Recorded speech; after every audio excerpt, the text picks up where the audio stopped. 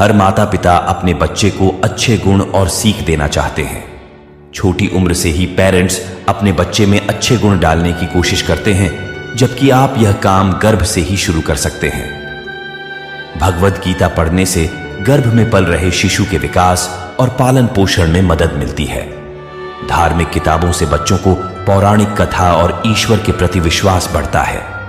गीता में श्री कृष्ण कहते हैं कि कौन व्यक्ति कैसा है, यह इसकी सही पहचान उसके रंग रूप जाति से नहीं, वरन उसके जीवनगत संस्कार से होती है। व्यक्ति के संस्कार ऊंचे हो तो छोटा होकर भी उच्च आदर्श को स्थापित कर जाएगा। यदि व्यक्ति पर संस्कार निम्न है तो उसके ऊंचे कुल में पैदा होकर भी कुलीनता पर व्यंग ही होगा। नजरिया बदलना होगा। सही नजरिए के लोग चमड़ी के रंग या बाहरी साज सज्जा पर ध्यान नहीं देते, वे सदा गुण और संस्कारों को ही महत्व देते हैं। जीवन संस्कारों से संतुलित होता है, सुखी और व्यवस्थित होता है। व्यक्ति की पहचान, कौन कैसा है, यदि यह पहचान करनी है तो उसके संस्कारों को जानो। संस्कार व्यक्ति का सही मूल्यांकन करवाता है। संस्कार जीवन की नींव है, जीने की संस्कृति है। यही व्यक्ति की मर्यादा और उसकी गरिमा है। संस्कारों ने व्यक्ति को सदा सुखी ही किया, और जो संस्कारों को महत्व नहीं देता है उसे अन्यथ पछताना ही पड़ा है। श्री कृष्ण आगे कहते हैं कि संस्कारों का व्यक्ति के साथ ऐसा संबंध है जैसा जल का जमीन के साथ। व्यक्ति के कुछ संस्कार तो उसके अपने होते हैं।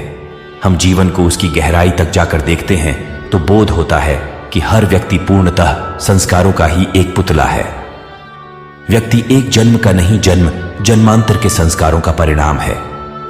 व्यक्ति जो कुछ होता है, करता है, वह सब उसके भीतर इस जन्म के और पूर्व जन्म के संस्कारों का एक प्रवाह गतिशील रहता है। वर्तमान में व्यक्ति जो कुछ भी कहता है, करता है, उसके पीछे पूर्वगत संस्कार और वर्तमान संस्कारों की बहुत बड़ी भूमिका रहती है। इसे आप उदाहरण के तौर पर समझें कि महावीर के जन्म जन्मांतर से सन्यास के संस्कार थे। यौवन काल आने पर उनके माता पिता ने उनको सन्यास के लिए बहुत मना किया। भोग उपभोग और श्रृंगार का हर निमित्त उत्पन्न किया गया, लेकिन इसके बावजूद पूर्व जन्म के संस्कार प्रभावी रहे, जो वे सन्यास लेकर अरिहंत हुए। संस्कार चाहे बेहतर हो या बदतर हो, इस जन्म के हो या पूर्व जीवन के हो, व्यक्त हुए बिना नहीं रहते। माता पिता में किसी एक का ही असर हो, कोई जरूरी नहीं। अगर पिता व्यसनी है तो कोई जरूरी नहीं कि उसकी संतान भी व्यसनी हो। चेतना पर जिसका भी असर आ जाए, व्यक्ति वैसा ही हो जाता है। जीवन अच्छा बनाने में दो मुख्य कारण हैं, पहला संस्कार और दूसरा संगति। संस्कार का असर रहता है, परंतु संगति का प्रभाव पड़ता है। राम का जीवन आदर्श था क्योंकि उनके ऊपर संस्कार तो थे, परंतु संगति भी अच्छी थी। संस्कार और संगति दोनों अच्छी मिल जाए तो फिर क्या कहना, व्यक्ति महान हो जाता है। एक पिता वह होता है जो संतान को केवल जन्म देता है, दूसरा पिता वह होता है जो अपनी संतान को सही संस्कार देता है। जन्म देने वाला पिता भूला दिया जाता है, संपत्ति देने वाले झगड़े की नींव रख जाते हैं, परंतु संस्कार देने वाले पिता ही नहीं, गुरु का ही दायित्व निभा लेते हैं। विकास किसका हो, संस्कारों का या भौतिकता का? संस्कारों का, क्योंकि भारतीय संस्कृति कर्म प्रधान एवं पुनर्जन्म को मानने वाली है। आध्यात्मिक दर्शन का मानना है कि व्यक्ति के कर्म उसकी आत्मा के साथ बंध जाते हैं, उन्हीं कर्मों के अनुसार पूर्ण जन्म होता है। इसलिए प्रत्येक व्यक्ति कर्म रूपी संस्कार लेकर जन्म लेता है। इसे व्यक्ति का स्वभाव या प्रकृति भी कहते हैं। प्रकृति को संस्कारित करने का नाम ही तो संस्कृति है। जो प्रकृति हम जन्मजात लेकर पैदा होते हैं, उनमें कुछ अच्छाइयां और कुछ बुराइयां होती है। उन प्राकृतिक तत्वों को संस्कारित करने की आवश्यकता होती है। अच्छाइयों को संवर्धित करना और बुराइयों का परिमार्जन करना ही संस्कार है। संस्कार भौतिक और आध्यात्मिक दोनों ही प्रकार के होते हैं। भौतिक संस्कार शीघ्रगामी व दृष्टिगम्य है, लेकिन आध्यात्मिक या नैतिक संस्कार धीरे धीरे समाहित होते हैं। भारतीय संस्कृति में गर्भाधान से लेकर मृत्यु पर्यंत 16 संस्कार का विशेष वर्णन आता है। हमारे संस्कार में परिवर्तन क्यों आ रहे हैं, इसके मुख्य कारण निम्न हैं। पहला, पारिवारिक संस्कृति में बदलाव। भारत में पाश्चात्य संस्कृति या फिर डार्विन के सिद्धांत का प्रभाव पड़ता जा रहा है।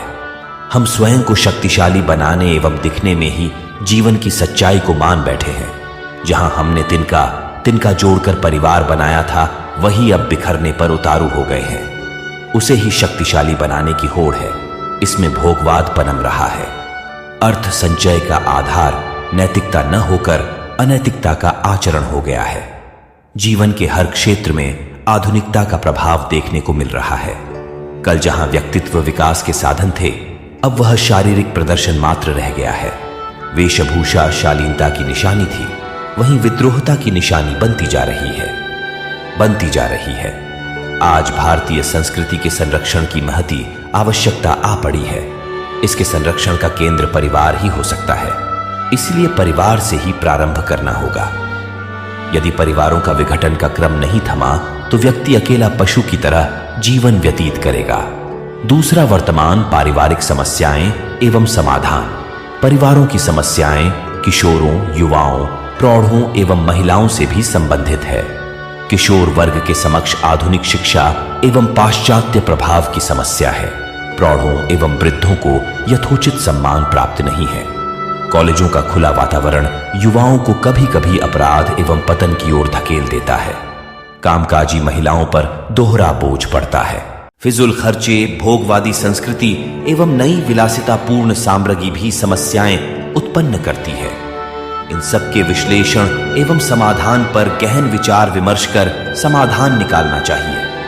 आज बालकों में संस्कार नहीं है, ऐसा भ्रामक वातावरण बनाया जा रहा है, जबकि उन्हें संस्कारित करने की जिम्मेदारी हमारी है। यदि कोई भी परिवार टूटता है और बच्चा संस्कारित होकर समाज और देश को तोड़ने जैसा कुत्सित कर्म करता है, तो यह जिम्मेदारी परिवार के मुखिया की है। बालक अपने जन्म के साथ अपनी प्रकृति लेकर आता है। अत उसका अध्ययन कर उसमें समाज के लिए उपयोगी संस्कारों का संवर्धन करना मुखिया का कार्य है। स्वतंत्रता के बाद का कालखंड व्यक्तिवादी सोच कर रहा है, अत भारतीय संस्कृति को विस्मरण कर बैठे और परिवार की नहीं टूटे, अपितु समाज की स्थिति भी दयनीय हो गई है। इसी कारण हम अपने सामाजिक एवं राष्ट्रीय उत्तरदायित्वों से दूर होते चले गए। आज जब परिवारों का संकट सभी आयु वर्ग के व्यक्तियों के समझ उपस्थिति हो चला है, अत इस विषय पर व्यापक चिंतन की आवश्यकता है। तीसरा, विकास और विनाश। पिछले दिनों भौतिक विज्ञान व बुद्धिवाद का जो विकास हुआ है, उसने मानव जाति के हर पहलू को भले या बुरे रूप में प्रभावित किया है। लाभ यह हुआ कि वैज्ञानिक आविष्कारों से हमें बहुत सुविधा साधन मिले, और हानि यह हुई कि विज्ञान के प्रत्यक्षवादी दर्शन से प्रभावित बुद्धि ने आत्मा, परमात्मा, कर्मफल एवं परमार्थ के उन आधारों को डगमगा दिया जिन पर नैतिकता, सदाचरण एवं उदारता अवलंबित थी। धर्म और अध्यात्म की अप्रामाणिकता एवं अनुपयोगिता विज्ञान ने प्रतिपादित की। इससे प्रभावित प्रबुद्ध वर्ग ऊंची स्वार्थपरता पर उतर आया। आज संसार का धार्मिक, सामाजिक एवं राजनैतिक नेतृत्व जिनके हाथ में है, उन अधिकांश व्यक्तियों का आदर्श संकीर्ण स्वार्थ तक सीमित है। विश्व कल्याण को दृष्टि में रखकर उदार व्यवहार करने का साहस उनमें रहा नहीं, भले ही वे बढ़ चढ़कर बात उस तरह की करें। ऊंचे और उदार व्यक्ति यदि प्रबुद्ध वर्ग में से नहीं निकलते और उस क्षेत्र में संकीर्ण स्वार्थपरता व्याप्त हो जाती है, तो उससे नीचे वर्ग, कम पड़े और पिछड़े लोग अनायास हो प्रभाविकता है। बड़े कहे जाने वाले जो करते हैं, जो सोचते हैं, वह विचारणा एवं कार्य पद्धति छोटे लोगों के विचारों में व्यवहार में आती है। चौथा, वर्तमान परिवेश से दुखी। इन दिनों कुछ ऐसा ही हुआ है कि आध्यात्मिक आस्थाओं से विरत होकर मनुष्य संकीर्ण स्वार्थों की कीचड़ में फंसा पड़ा है। बाहर से कोई आदर्शवाद की बात भले कहता दिखे, भीतर से उसका क्रियाकलाप बहुत ओछा है। एक दूसरे में यह प्रवृत्ति छूत की बीमारी की तरह बढ़ी और अनाचार का बोलबाला हुआ। परिणाम सामने है रोग, शोक, कलह, क्लेश, पाप, अपराध, शोषण, अपहरण, छल प्रपंच की गतिविधियां बढ़ रही है और इन परिस्थितियों को बदलने एवं सुधारने की आवश्यकता है। मानव को प्यार करने वाले हर सजग एवं विवेकवान व्यक्ति का कर्तव्य है कि वह समय की समस्याओं को समझे और व्यक्ति एवं समाज को अवनति से रोक प्रगति के लिए जो संभव हो सके वह करे। विचार क्रांति अभियान एवं युग निर्माण योजना सजग आत्माओं की एक ऐसी ही क्रमबद्ध विचारणा तथा कार्य पद्धति है जिसके आधार पर वर्तमान शोक, संताप भरी परिस्थितियां बदला जाना संभव है। पांचवा, संस्कार।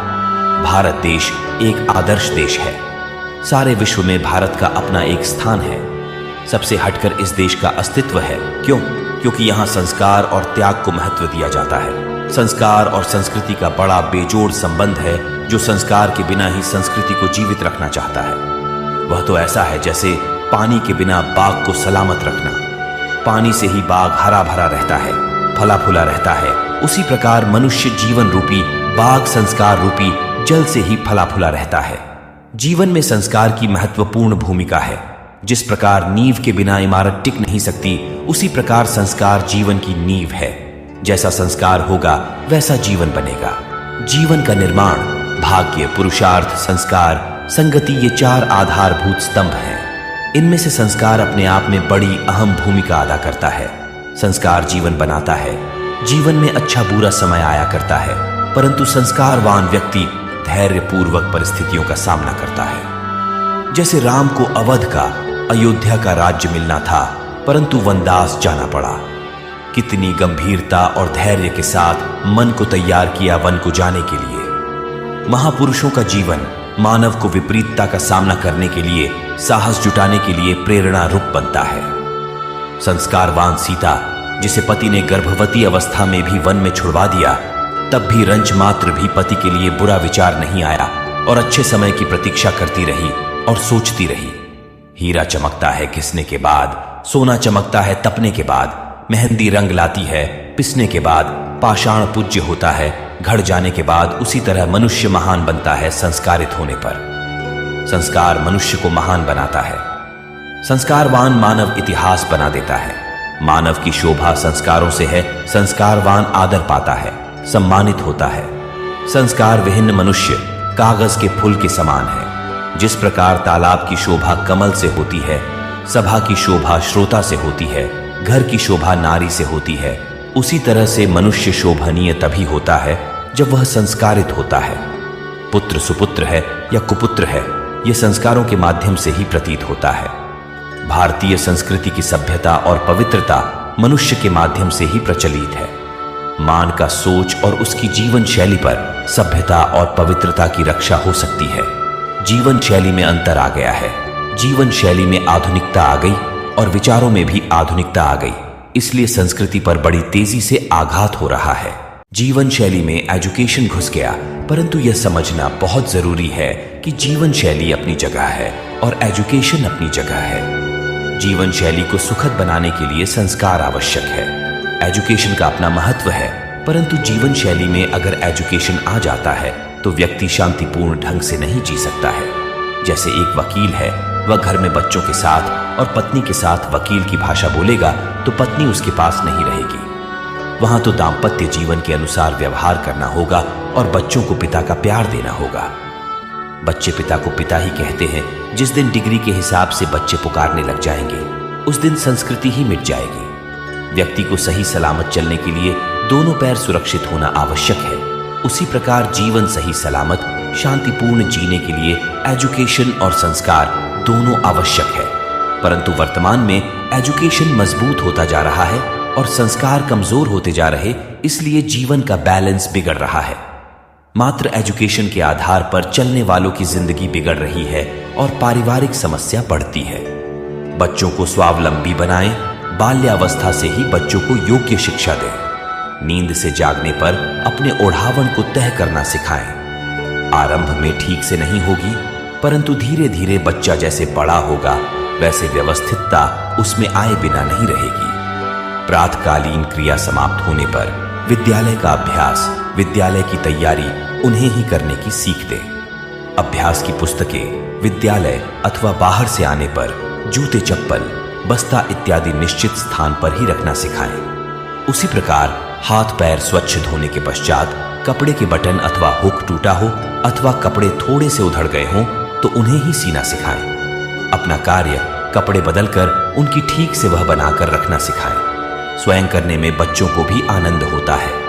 आयु के अनुसार स्वयं के कपड़े धोना भी सिखाएं। सवेरे सायं का नाश्ता होने के उपरांत प्याला तथा थाली धोना सिखाएं। संक्षेप में बच्चों को स्वावलंबी बनाएं। उसमें लड़का लड़की ऐसा भेदभाव न हो। प्रत्येक बात की शिक्षा दें तो बच्चा घर में हो अथवा अन्य स्थान पर वह अच्छा व्यवहार ही करेगा। बड़ों का आदर और सम्मान करना सिखाएं। समय समय पर प्रार्थना तथा कृतज्ञता व्यक्त करना सिखाना।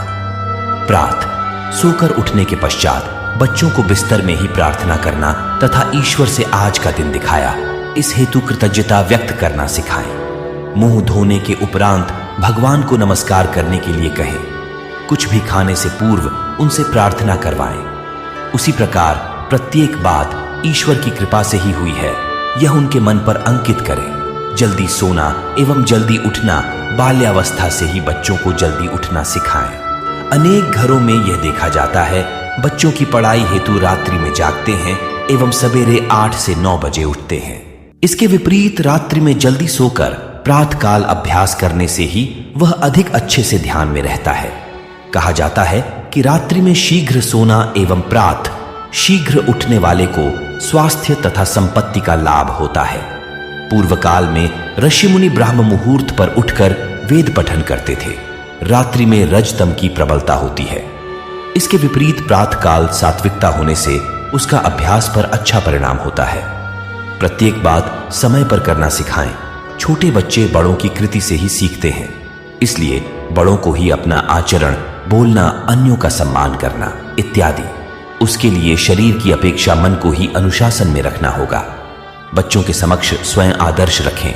घर को सत्यं शिवम सुंदरम बनाना हो तो अनुशासन, आज्ञा पालन, बड़ों का आदर करना, बड़ों द्वारा आदर्श निर्माण करना चाहिए कि हमारी रीत अनुशासन देखकर हमारे बच्चे भी उसका अनुकरण करें।